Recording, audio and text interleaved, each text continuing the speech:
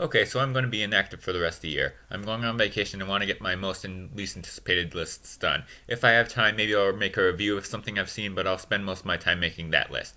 If everything goes well, I'll schedule the most anticipated list for January 2nd and the least for the 3rd. If one of them is not out by those times, then I'll get it out when I finish it and then I'll get back to my normal schedule, so wait for that. Also, if you're expecting a best or worst list for this year, I probably won't do it for some time since I haven't yet been able to see enough movies to make that list. Anyway, I've decided to make my last review of the year a double review, but only one is a streaming review. I was going to make it 2 videos, but this will probably get it done quicker so I can get it out this week.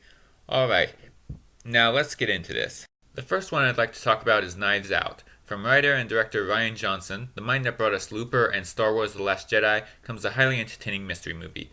When a wealthy mystery novelist played by Christopher Plummer is found dead after a party in which his whole family was in attendance, Daniel Craig's character is sent to investigate, and everyone is a suspect.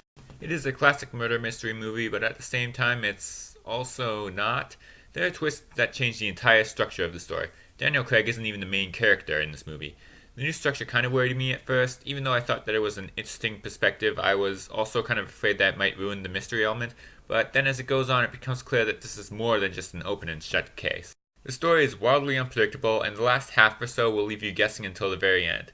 It is very funny and has a great ensemble cast who give it their all. I saw this in a packed theater, and it was clear that everybody was getting as much into it, if not more so, than I was. It is an incredibly fun time at the movies. Apparently, Rian Johnson, the director, has become somewhat controversial after The Last Jedi split audiences. Whatever you feel about that movie, don't let that stop you from giving this a chance.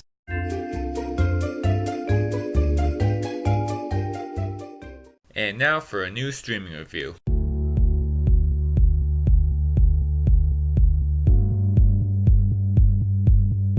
The Irishman, from director Martin Scorsese, a little-known filmmaker who made some small films like... You know what this movie is, I don't need to explain anything. Anyway, it is a technically great movie. The acting is excellent. Joe Pesci came out of retirement for this movie, and I'm all the more thankful for it. The de-aging effects for the actors don't always look too convincing, but it wasn't bad enough to completely take me out of the movie. It succeeds in creating the same atmosphere as Scorsese's classic gangster films, but where it falters is in its pacing. At a grueling runtime of almost 3.5 hours, it definitely overstays its welcome. The experience is kind of like watching Goodfellas in slow motion. Anyway, for the first 3 hours or so, it does very little to differentiate itself from the great Scorsese gangster movies. But then the last half hour or so comes along, and that's when we see what this movie has to offer that his other ones didn't. It focuses on life after all the violence, showing the reality of how these gangsters live the rest of their lives. It is depressing, but it's the definite high point of this movie. The Irishman is a great 2.5 hour movie, unnecessarily stretched into a good 3.5 hour movie. But if you're a gangster movie fanatic and can handle the runtime and its tendency for self-indulgence, it will reward you.